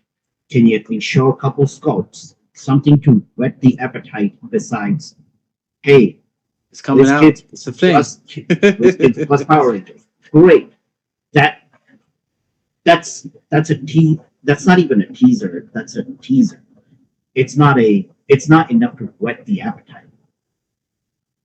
Is it though? Because everybody's clamoring right now. I don't know, Jay. Think of how much more hyped people would be if they saw that, hey, it's going to have all 5 Power Rangers, or if they even just saw the equipment. You know what? If there is equipment in the set, just go, hey, here's the weapons, here's the equipment that's going to be in the set. No figures or anything, just equipment. And go, boom. How many people would go crazy over that? I know one person at my venue who would be like, oh, cool, I'm going to buy that just for the equipment because that's super cool. I've just been burned by that before. Again, I had a Jimmy the Dragon Steamboat sculpt that I saw that I was super pumped over, and it never came out because stuff like that. It just business happens like that sometimes. One day it's a yes, one day it's a no. But I agree with what you're saying, 1,000%. 3 words: Deadpool and Cable. It doesn't have to be a concrete piece of information to say this is definitively in the game. It can even just be a concept piece of, here's a concept of the equipment. Well, there you go, done. They promoted. Here's a concept of one figure in there. They promoted Deadpool Valentine's with Cable. Cable, yes, but they didn't promote the 3 pogs in there. And look at how prominent Copycat is. Do you think Deadpool would have, or do you think Cable would have ever gotten that level of play? We still haven't seen it. We still don't have it. Sure, you should have. Point is, I agree even with if we don't get, even if we don't get exactly what's in the concept, the end product can still be something that is very successful and beloved by the community, or just used frequently enough that it encourages the purchase of multiple. I bought 3 of those Iconics just for the arrow. Correction, I bought 4 of the Iconics just to have 4 of each of the cards. When I saw Copycat, I'm like, oh, cool, this is just a big bonus. Right. I don't disagree with you. I'm just playing devil's advocate a little bit. But I think that's everything that George shot at us. I think that a lot of it comes back to advertising for one. Like we were just talking about, just getting the information out there, letting the players do what they do, and find another way to spread the word other than just word of mouth. Anything at this point would be a benefit. I think that everybody's on board for more IPs. How they do it is still a little muddy, but I think that everybody would like to see more IPs. I think that for the most part, people are okay with extending the life of Modern. How far and what that looks like, I'm rocky on that one. I don't know. That's I think there were a couple of other pieces too, right? I know he talked about developing a critical mass of players, the depth and complexity sometimes making it hard for newcomers. It's intimidating, and then lack of retention because of that, and then of course the lack of market and broad penetration as a whole. I mean, that's what it's about, man. It's about catching and keeping, not catching and release. Yep. You know, every most people who've been playing the game for a long time have seen new faces come in and new faces go. Wizkids at this point in time for a game that's been running for over, or Heroclix has been running for over 20 years, man. It's about keeping. You have a core fan base. How do we grow it is the issue. They want to grow it like any company should. You want to grow it. And realistically, good games can almost stand on their own feet, but you need to be where you can be, you need to be visible. So I think as long as they increase visibility and actually quality of what they actually put out, I think to Free Comic Book Day Spider-Man, if I'm a player that if I'm a person that shows up to Free Comic Book Day, which is one of the biggest events in the geekdom throughout the year, and I show up to my local comic book store that doesn't have Heroclix on the wall, or let's say it does have Heroclix on the wall, and all of a sudden they give me the Free Comic Book Day Spider-Man, and I'm like, oh, this Spider-Man sculpt looks so cool, oh my gosh. More likely, maybe if it's a kid, the father would be like, oh, and that's when the Spider-Man first got the black suit, and then I go play it. That dial isn't sufficient. But why? Why isn't it sufficient? Why isn't it good? Why? Why is it not actually viable in the format that you're promoting, that you're trying to bolster, which is 300 modern, if we're being honest? They're not trying to bolster silver. They're not trying to bolster pulp. They're trying to bolster 300 modern. So make the product be equivalent to what is, again, if I buy Kong and Kong is really, really good, and then all of a sudden I turn around and buy something else and it's really, really bad, that's a bad look for the company. You know what I'm saying? Yeah. And they, at this point in time, that doesn't need to happen any longer. Like, there's no excuse for making product that's like, oh, well, this dial isn't good. Why not? Especially if it's non-blind. So all they have to do is put the product out there, have it be good, and do their best to keep their promises and promote. That's it. Those three things. And I think, and that's easier said than done. I get it, especially with promotion and all that stuff like that, and shipping and everything like that. But I think for us core people in the USA, this game could soar to way higher heights if all the things, the bullet points that was asked about in today's episode, if all of those things actually came to fruition, the way that they actually, like players like the three of us, and with Scott too, the four of us actually really want, I think it would be a success. Again, it's easier said than done, but I think it would be a success. I want this to be the last question for the night because I've kept you guys way longer than I wanted to. But and this is an honest question. Okay, so coming back to the $80 mini bricks, this is a business like we were just talking about. Are you spending as much money or more money on a mini brick than you are a full brick? At the end of the day, are they making money more this way than the way they've been doing it? It really depends on the content. I can't hear you, Jay. He said it depends on the content. Okay, what do you mean? I know Wizkids doesn't have a outright said guarantee, but generally what we've expected is that now, for the past year and a half or so, we've generally been able to see a chase per brick. Yep. Yes, there's a few duds here and there, but generally we've seen a chase per brick. Mm-hmm. I'm happy to buy a brick buy X number of bricks because of that. Because I know that it'll be easier for me to complete a set if I buy 12 bricks, 6 cases. I know I'm going to get 12 chases.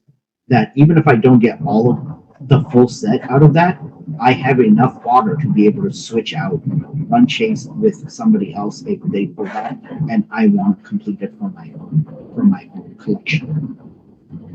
With a smaller brick size, that's not necessarily as feasible.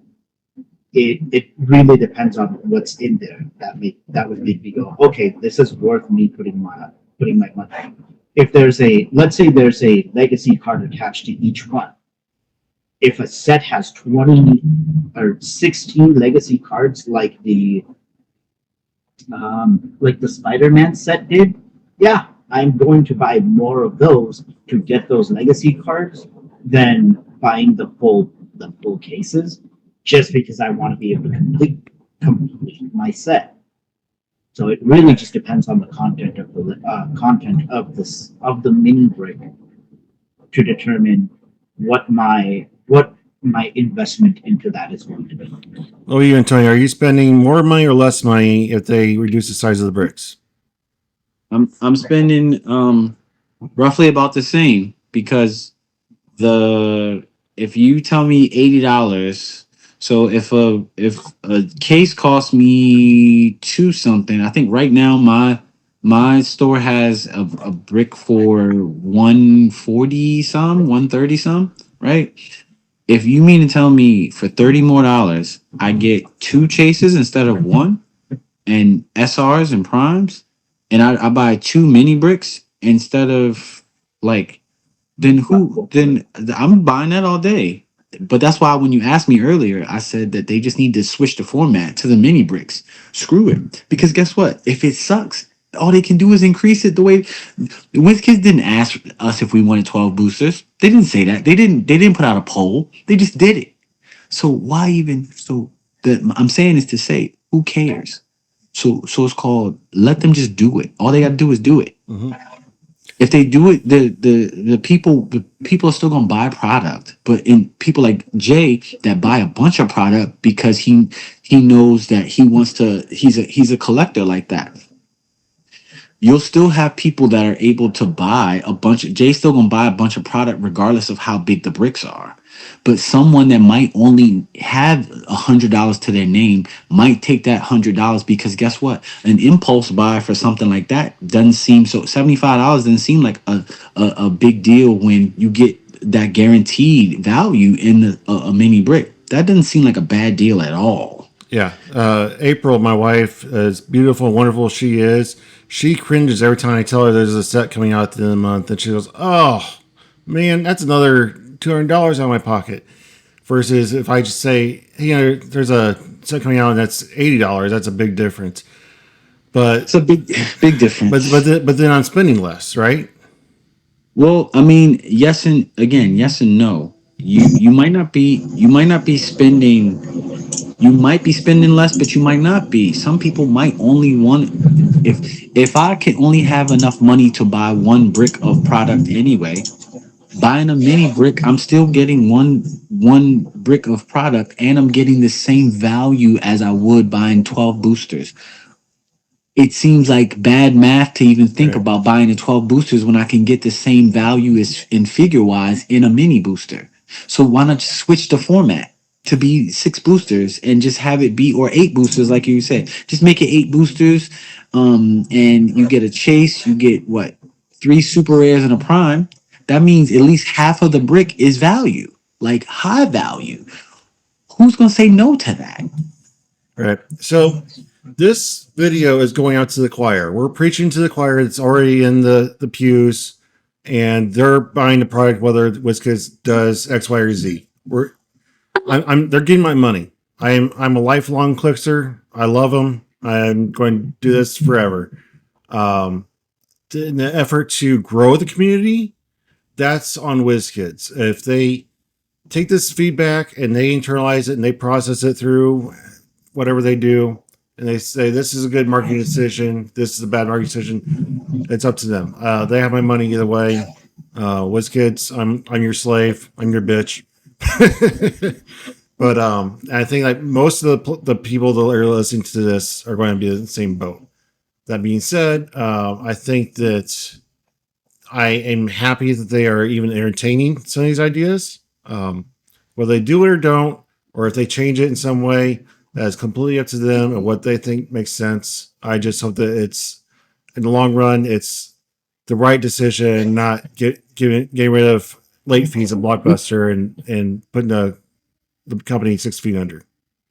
But No, they're not going to. They're not going to put themselves in jeopardy, man. And one or two bad sets of, if they change the product, say with the next year's first set, that's in the first two sets of next year were the mini bricks. If they just switch the format, that's not going to break the game. oh, look at Wonder Woman 80. That's the first set that I played with when I first started, and there was this big thing about benching powers, and it lasted for exactly one set. They got the negative feedback from the community, and they stopped it. Wonder Woman lasted for more. The benching powers lasted.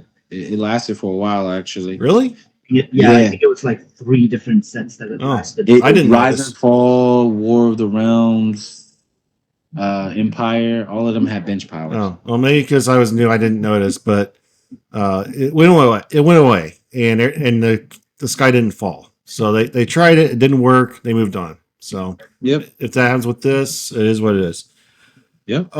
Do you gentlemen have any final thoughts for the evening? While all of these while all these thoughts are great to bring, because let's say Mike, listens to all of this and goes, "Hey, a 6 brick configuration or 6 booster configuration sounds great. Everything that's already in production, that's not going to change for that. Everything that's already out at the factory to be packed up, it's not going to, or already packed up, not going to impact that." Mm-hmm. So, like, even if we all agree that yes, this all sounds great, we wouldn't see the impact for a while because it's a small company size. Right. So it's going to end up becoming somewhat of an echo chamber of, hey, here's all of these nice ideas that the community is giving to the company, but they're not doing anything. We just don't have the visibility to go, hey, they're actually doing something. We're just not seeing it yet because manufacturing process, the play testing process, everything is so long. We're not privy to it, and so people end up thinking, oh, Wizkids isn't doing anything. How many times have we heard from the community, oh, Wizkids doesn't play test? That's not true. If we wouldn't have erratas as quickly as we do, if the sets weren't being tested before they're pushed out so far. 100%. Antonio? I just hope that I agree with what Jay just said. If people really just knew how the sausage was made, man, I think they would give more grace to the company. At the same time, I hope that whoever is listening to this understands that the answer is right here. All they have to do is actually execute. I do know how long those things actually take. And it's called right now. The things that we're talking about right now could be in effect by the end of next year if they really, really wanted to. If they really wanted to hit the button on it right now, the stuff that by literally fourth quarter of next year, you could see a change in that stuff. It could be that quick, but they have to make sure that if they're gonna push all their chips into the center, that's a home run. Which is why they're asking us they're asking us what we want because they want to give us what they want. They don't want to strike out anymore. They want to give us what we want. So I hope that whoever's listening to this, whoever George asks, is giving constructive criticism. I'm glad that we got to talk about this. And if whoever is listening to this, all we really want you to do at the end of the day is give us product that we like. We'll buy it. Look at what Wes just said. I'm a lifelong Clixer. Me and Jay have been playing for a very long time. Scott as well, right? And you have players all over the world that want to play this game. So just give us the product that we're actually asking for. Do your best to get the street dates correct, and don't when you screw up, don't ghost us. That's all most people are asking. If you screw up, don't ghost us. Right? That's it. Mhm. We don't really need to know how the sausage is made, but what we do need to know is that if you say A and it turns out to be J, we want to know why, or we want to know what is going on. You know what I'm saying? And Right. that's just basic transparency. Because while the company is small, the reach of the game is actually vast. So we just want to know. So and we're gonna keep playing and we're gonna keep buying. So just make the stuff we want. That's it. What have you been sketching there for us? Um, this was um, Incredible Hulk. Oh man, it's awesome. Thank you. And before Cable. Nice. So 1000%. That is Thank you. fantastic. Just throwing some lines down. Yeah. So Yeah. So gentlemen, I wanted to shout you out so much for answering the bat signal when I called and come running. I think you guys a lot of notice, and you guys didn't let me down. So thank you so much for coming on and going over these things with me and giving the community something to think about, giving George something to think about, and Mike something to think about. And Mike, if you're listening, dude, we would love to have you on the show. We don't dive super hard into anything. I think the community would like to get to know you a little bit, pull back the curtain just a little bit, and let them see who you are and what you're about and where you want to go with the company. I think would be a huge thing for the company. So please come on. And also, I would love to work for you. Just putting it out there. I think we're gonna see Mike at Worlds for sure. I got to meet him at Nats. Nice guy, and I think I think the community is going to get a proper introduction to him probably at Worlds this year for the community night and stuff like that. And now I'm extra disappointed that I can't be there. Yeah, I think I am too, but I think we're gonna get a proper introduction to him, since that we have had that kind of change in management and stuff like that, and everyone's known Justin Zirin for as long as most people have been playing. So getting a new thing, I think it's time for him to just say hello to the community. You know. Right on. So, On that note, before you let us go, Antonio, are you Yes. going to try for the BR champ at Worlds? No, I already did it. And I want to see how it goes this year. I personally think, and just to jump on my soapbox real fast, I played 17 games of Heroclix where I had to go against 3 people at the same time, and I won 14 of those 17, meaning like I came in first. So it's called that's way hard. I don't care what nobody says. That's hard to do. Absolutely. It's hard to pull and Yeah, drag. it is. It's hard to do, and that's back to back to back to back to back, like all 100%. day, where you're just literally we're playing all day into the night. And I honestly think that the prizing for all of the top events at all of these, especially at Worlds, should get the proper respect that they deserve. I understand it's hard. I understand dealing with players is hard. So I understand why every champion doesn't get to design a figure and stuff like that. But I think they should be able to put their stamp on the game. So that's why I'm not going for it this year.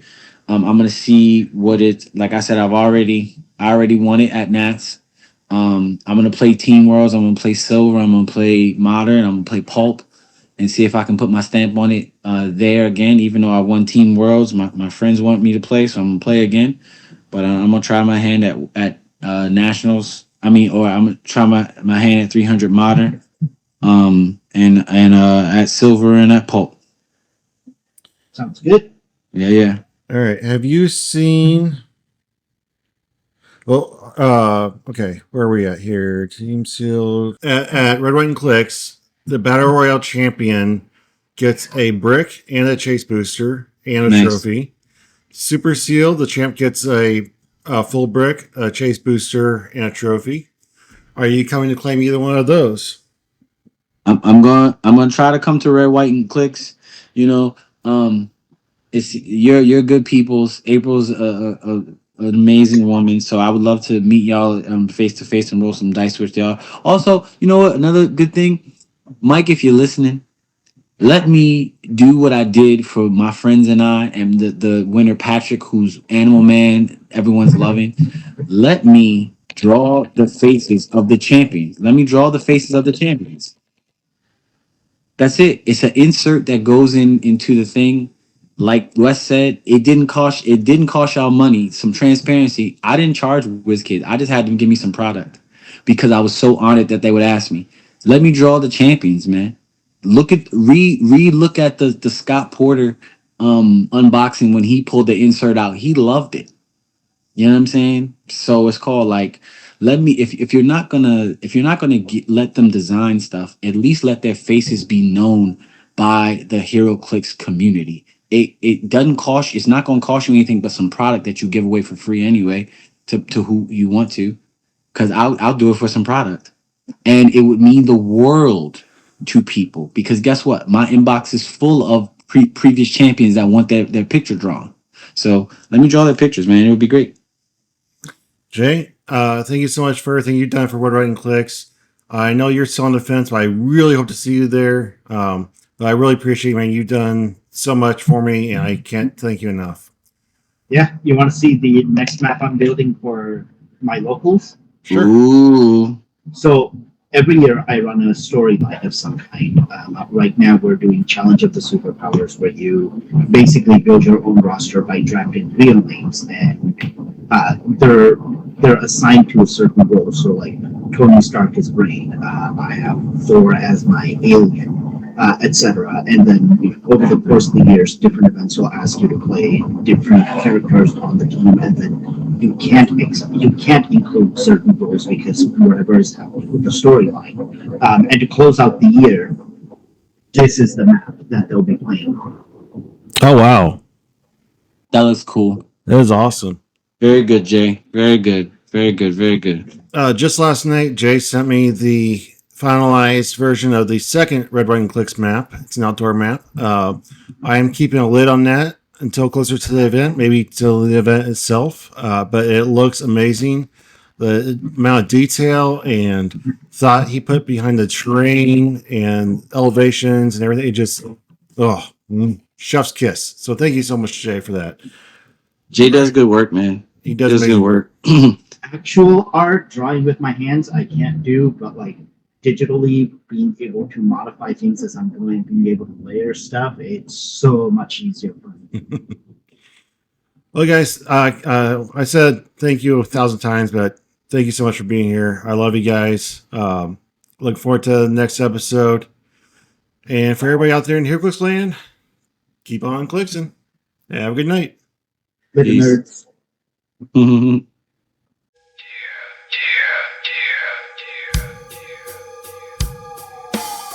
We are the nerds of the round table. Cheap it so.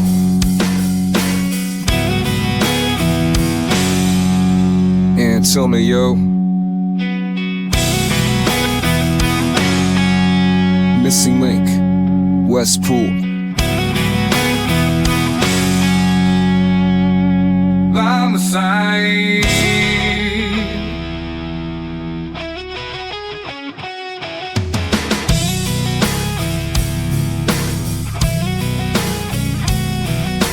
Nerds on the round table, rolling with mine. Wespool makes the blue through the dark of night. Nerds on the round table, rolling with mine. Wespool online, not day to night. Nerds on the round table, rolling with mine.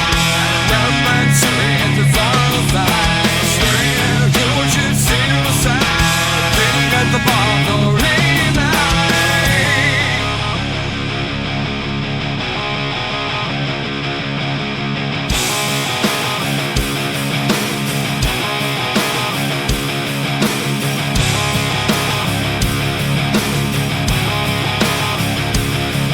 Dom Wespool, the crumble the crown. Leader of the nerds, I'ma never back down. Dice in my palm, whole world in my sight. Heroclix, land safe, cause I run this fight. Yeah.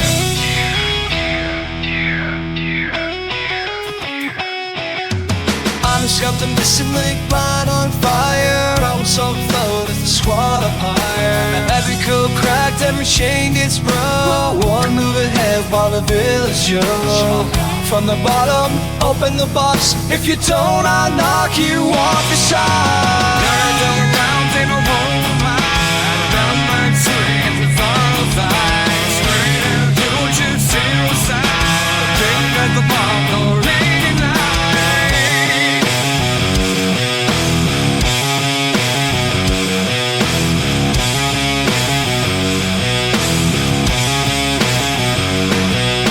Spotted Antonio, slick with the charm. Whip up the baddest, keep the girls from harm. Swing through the scene, I be styling clean. Friendly neighborhood king of the nerdy dream. Ain't swoop the dice, all this with the pen. Better not cross me, cause I'm gonna win.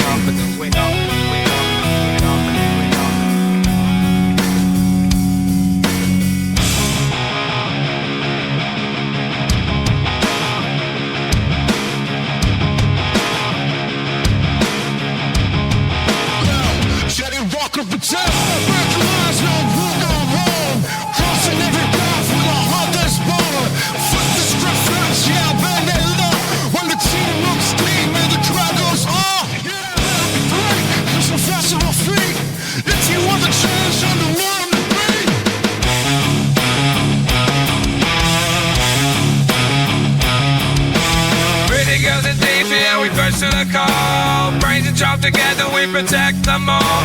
Avengers got power, Justice League is trained. But the nerds got style, yeah, Avenger the name. Nerds of the round table, legends in place. Save the world every night, win the day. From the map to the streets, we always prevail. Geek heroes forever, the nerds never fail.